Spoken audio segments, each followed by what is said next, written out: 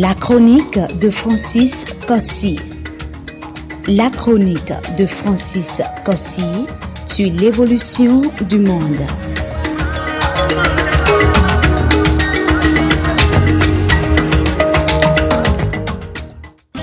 La situation géopolitique mondiale permet à chacun de nous de se poser 1000 questions.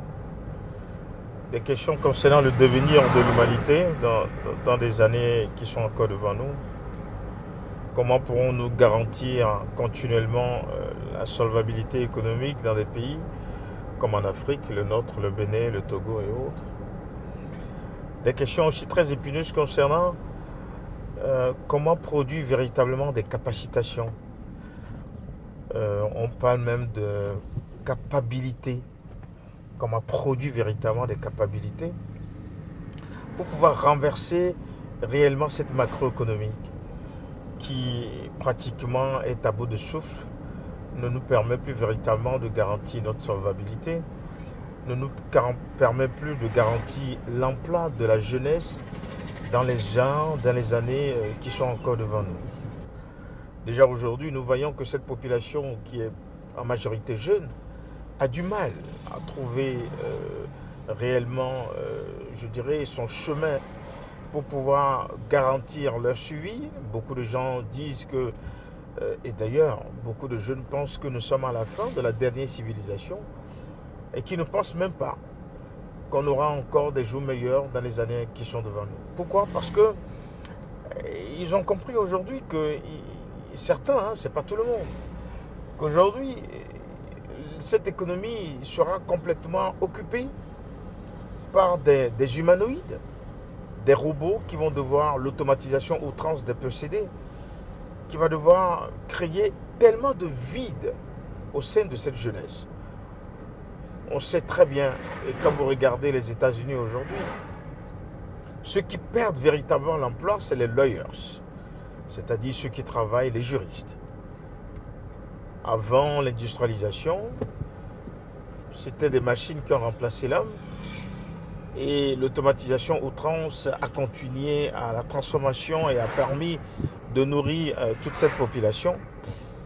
Aujourd'hui, le développement de l'intelligence artificielle, les sciences cognitives vont permettre la perte gigantesque, énorme, d'emplois, surtout emploi secondaire. Et quand vous regardez très bien aujourd'hui, vous pouvez constater que même au niveau de la médecine, il y a des robots aussi qui viennent de sortir, qui ont une capitalisation boursière très poussée ces derniers temps, qui sont capables de pouvoir produire plus et de pouvoir certainement opérer mieux que les chirurgiens.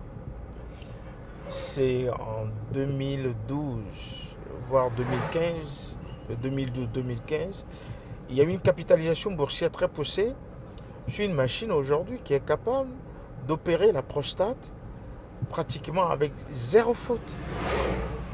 Mieux que les docteurs, mieux que les humains. Donc du coup, à un moment donné, ces chirurgiens vont se retrouver d'ici peu sans emploi parce que les robots font plus vite et mieux que nous, les humains. Un autre secteur qui est en train, qui va perdre aussi, vous savez qu'il y a une machine qui vient de sortir, qui est capable de construire une maison, toute une cité, ce qui est faisable avec l'énergie humaine qui est à 100 watts, à plus de 6 mois. Aujourd'hui, en une semaine, cette machine est capable de monter une cité de 12 habitations. Une cité de 12 habitations. C'est gigantesque. Ce qui veut dire que dans peu de temps, nos maçons n'auront plus d'emploi. Les ouvriers aussi vont se retrouver à la touche parce que cette robot est capable, avec l'intelligence artificielle, qui en prête véritablement la notion de cognitivité aussi, va permettre à mieux comprendre, à interagir comme les hommes. Et nous courons véritablement un danger dans les années qui sont certainement devant nous. Et c'est un travail qu'il faut parce qu'aujourd'hui, si nous regardons l'évolution dans les 10 ans à 15 ans à venir, on se pose énormément des questions concernant l'emploi. Comment pourrons-nous réinventer le savoir pour garantir la solvabilité, surtout redistribuer le pouvoir d'achat afin que l'économie puisse vivre. C'est une des questions très très difficiles, une des questions très épineuses à laquelle beaucoup d'entre nous nous posons cette question chaque jour. Comment réinventer le savoir de demain? C'est l'une des questions hyper importantes à laquelle il faut que chacun d'entre nous, l'élite politico-bureaucratique, doit véritablement y pencher et voir comment ça va se faire, cette mutation. La chronique de Francis Cossi.